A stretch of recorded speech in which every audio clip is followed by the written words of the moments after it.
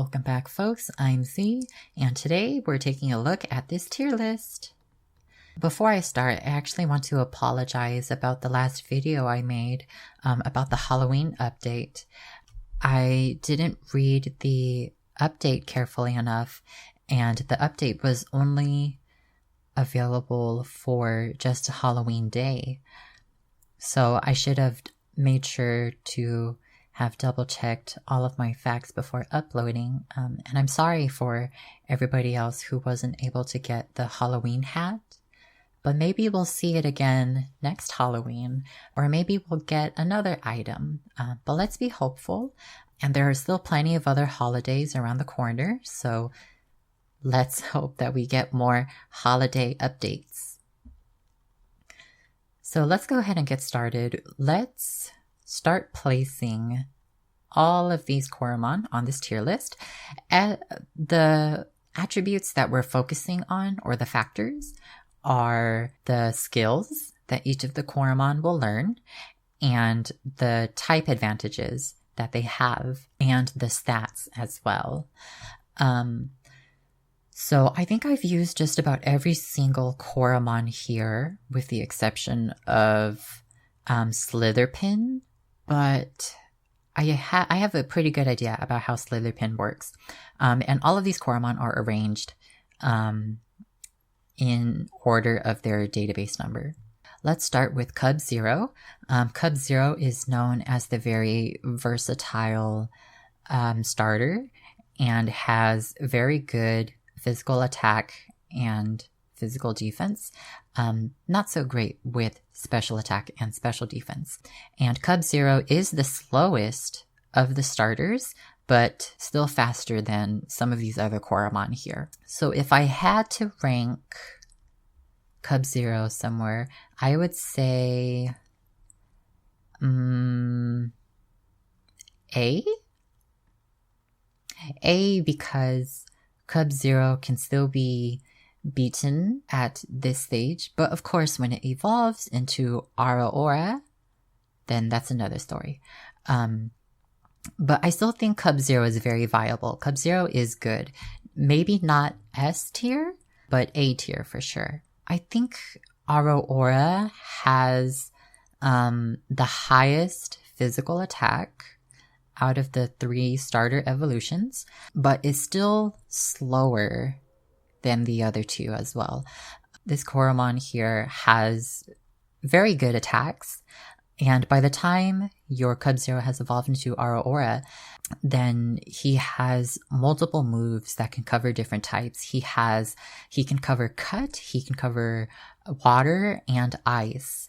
So I think with those 3 typings, that puts Aurora in S tier. The reason Cub Zero is in A tier is because the stats, of course, its evolution is going to be in S tier.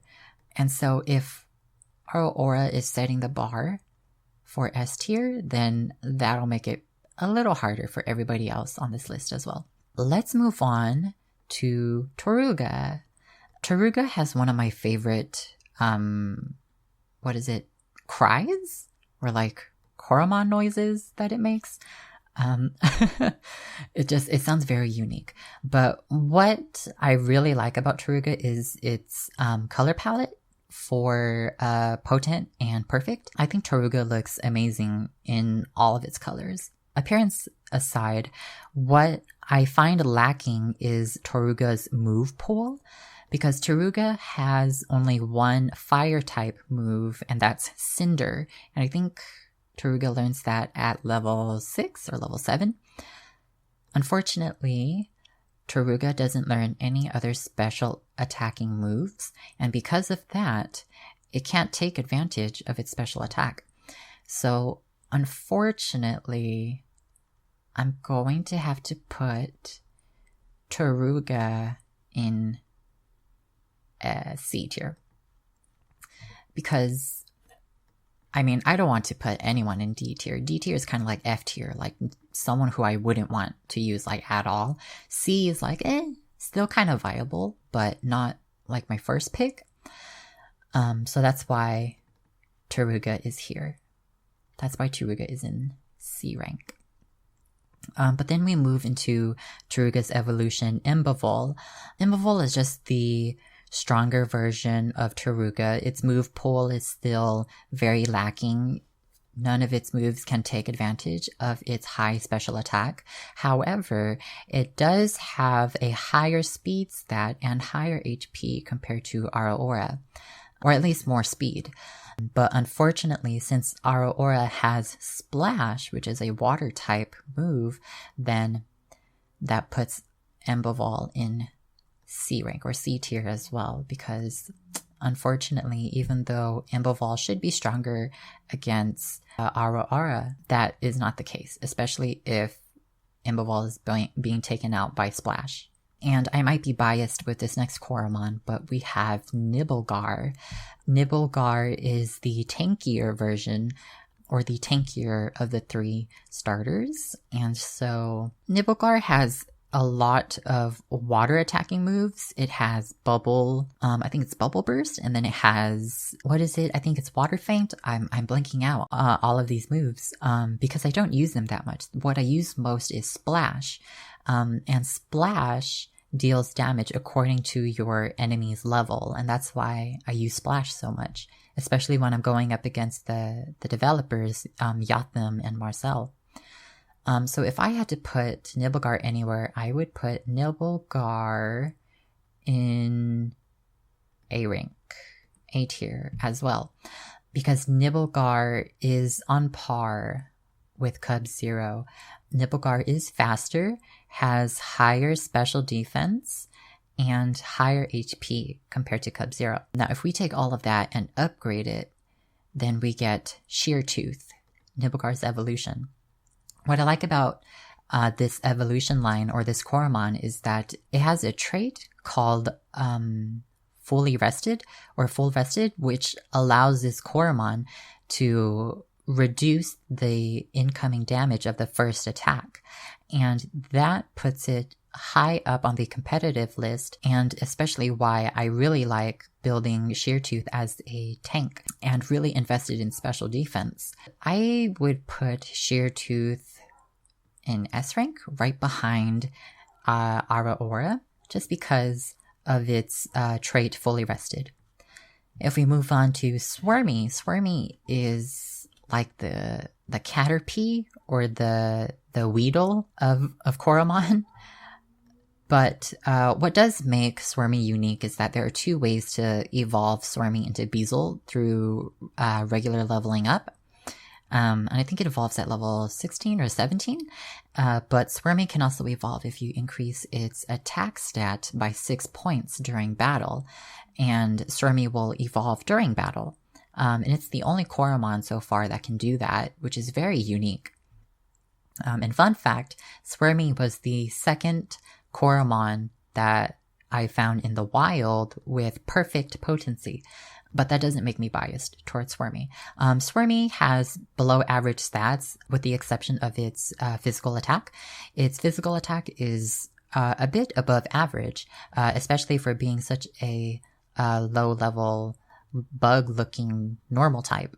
In terms of type coverage, though, Swirmy really only learns one poison move and one more normal type move, which is Double Sting.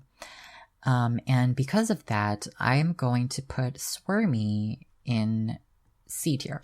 Only because I would not want to use Swirmy as Swirmy.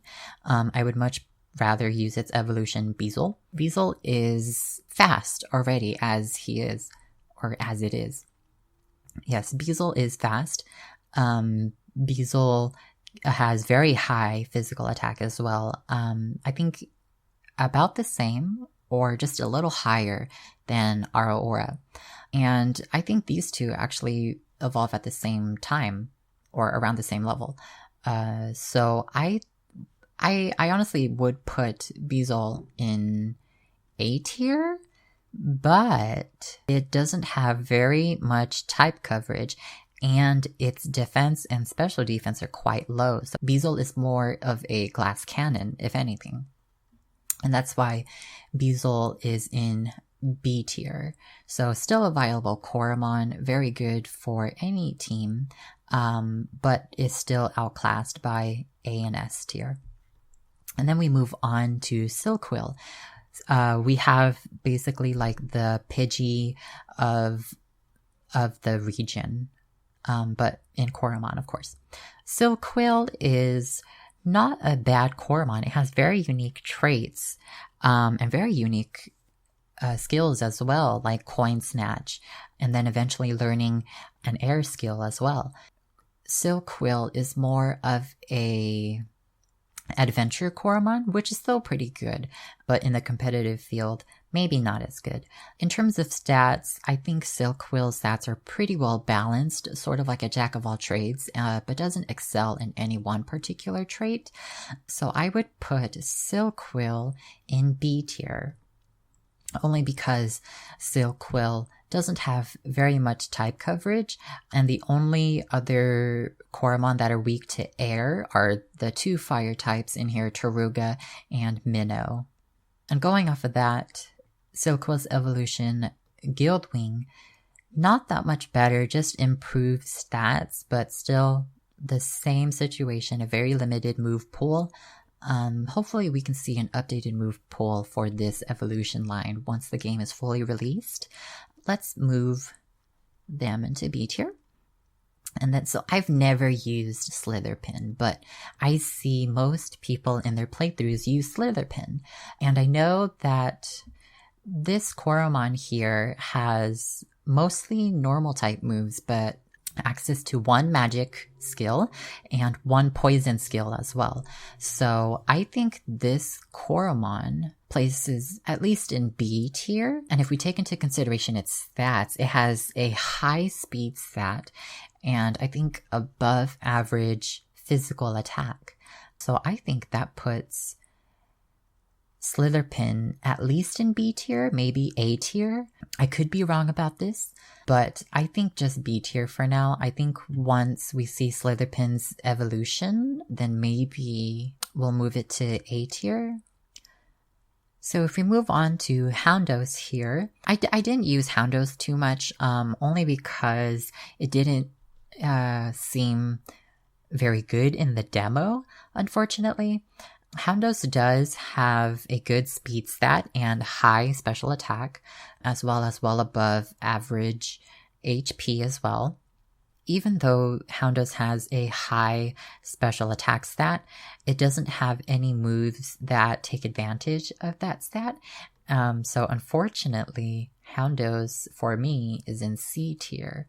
If you like Houndos, maybe B tier at best, but C tier for me, unfortunately. Not a Coromon I would want to use on my team. And then we move to Armadale. Armadale, at first glance, I didn't care for Armadale, but then I found a potent version and I made it into perfect with the Potentiflator. And surprisingly enough, if you don't use Nibble Gar as your tank, you can use Armadale. Armadale is just as viable because Armadale actually has a higher HP stat than Nibble Gar. Slightly lower special defense compared to Nibble Gar, but much higher defense. So if you want a special defensive Coromon, go for Nibble Gar. Physical defensive, go for Armadale. But either way, Nibble Gar or Armadale will fulfill the role of a tank, or have both of them. I have both of them on my team and I love them.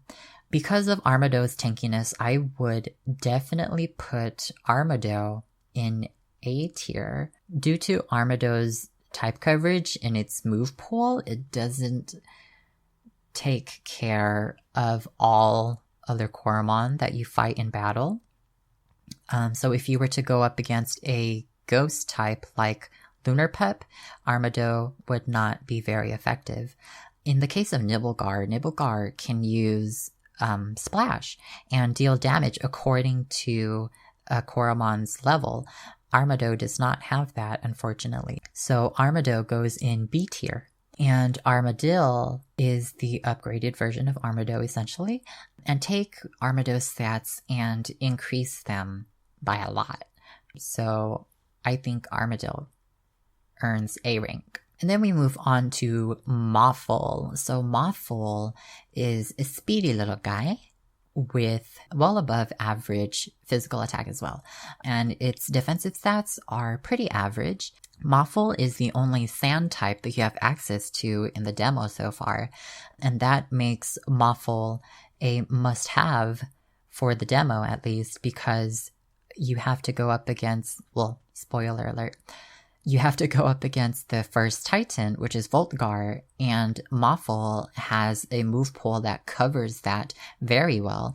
Mawful's attacks are all physical attacks, with maybe like the exception of one move, I think. But for the most part, all of its attacks utilize its high physical attack very well. And this Coromon can use sand and cut. So I think this puts Mawful in A tier. And I think Mawful's evolution deserves S tier because of how fast and how high its physical attack is. And its evolution's name is Digmaw. Digmaw? Digmaw? I think it's Digmaw. I also like Digmaw's appearance. Unfortunately, it got cut off. But that's okay. And then we move on to Buzzlet. For those of you who completed the Buzzlet delivery quest, then you all know how challenging it was to get the 4 potent Buzzlet. And for those of you who haven't, you should try it.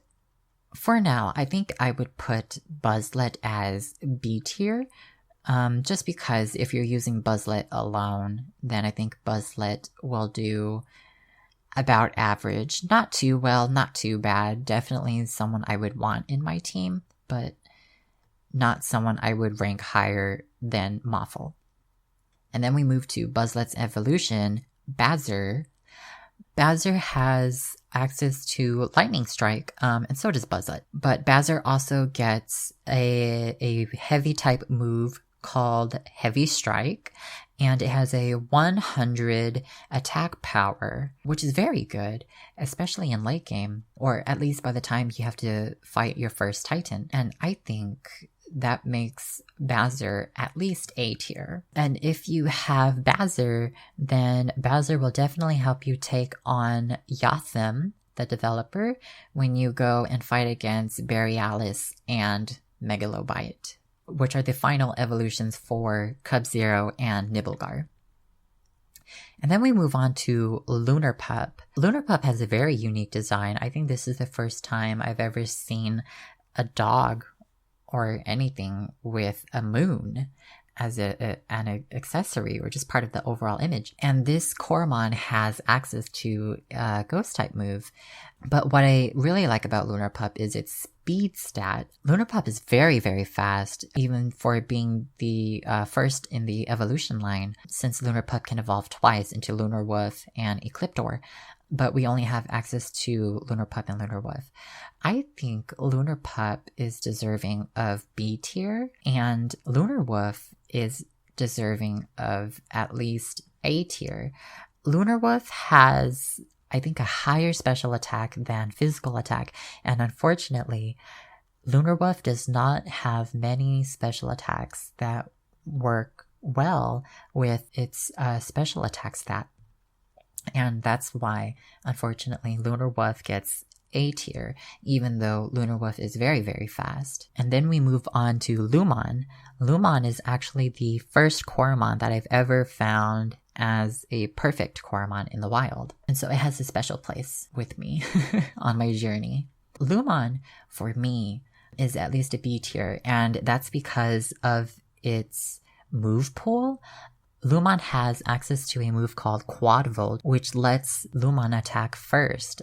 It's a priority move, and it's electric type as well. So you can build Lumon on the special attacking side, and then its evolution, Lampire, is basically Lumon on steroids. Lampire is very fast and has a decent enough special attack. I think its special attack is just a little bit below Bazzer, but Lampire is faster than Bazzer, so if you want a fast little boy, then definitely go for Lampire. Patterbit. I was iffy about Patterbit at first. Actually, that's Patterbit right here. This is Pitterbite.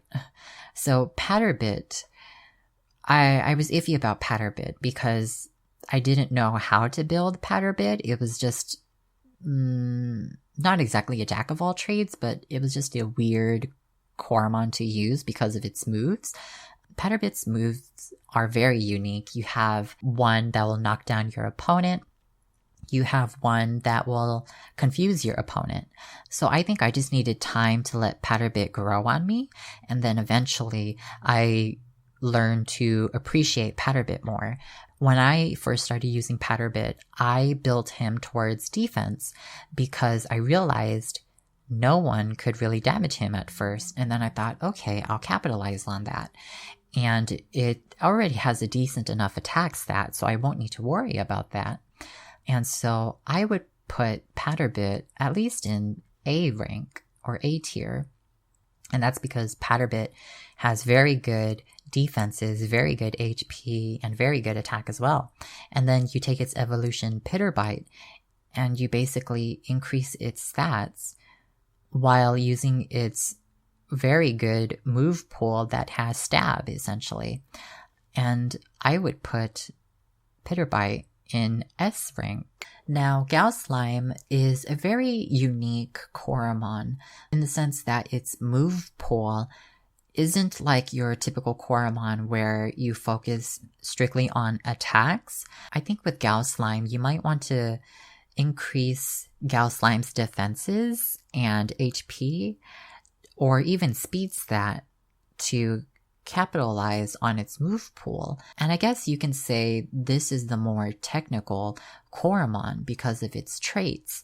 It has Gravity Pull, which has a 25% chance to prevent a Coromon from fleeing battle. Gauslime also has a trait called Sticky Lair, where if a Coromon attacks Gauslime, then the Coromon will have its speed stat reduced. And Gauslime has another trait called Stench, which outside of battle will prevent wild encounters, and inside of battle has a chance to confuse your enemy. I think there's another trait as well, but I just forgot what it's called. I know, however, that it has a chance of recovering a spinner that you use if the spinner fails to catch a Coromon. So I think with Gauslime's technical aspects, I would place it in B tier just for now, because its stats are mediocre at best, with the exception of its attack and defense, which are slightly above average. But I think once Gauslime gets its evolution in the full release, Gauslime is definitely viable and potentially an A tier, but we'll have to wait. And then we have Minnow. Minnow is the only other fire Coromon aside from Toruga that you have access to in the demo. Minnow is a speedy Coromon and also has very high physical attack. Unfortunately, its other stats are slightly lacking, but it does have a very interesting move pool. It has Tailspin, which can hit 4 consecutive times, and then you also have Raging Horn, which is a fire attribute attack, so it has stab. And then you also have Body Blast later on as well, which is a heavy type move, and is, I think, 100 attack power as well. And so that puts Minnow in A tier, which is deserving because of its high speed, high attack, and its move pool. And then we have Frova, which is my personal favorite. And what I like about Frova is its move pool. You have such a variety of moves to use.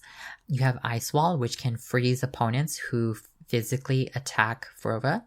You also have, I think it's Air Blast, which is an air type move and can clear weather effects. And then you also have Frost Web, which slows down your enemies. So there's a lot of utility with Frova. I think its stats are mediocre at best, unfortunately. And so I think that at least puts Frova at A tier.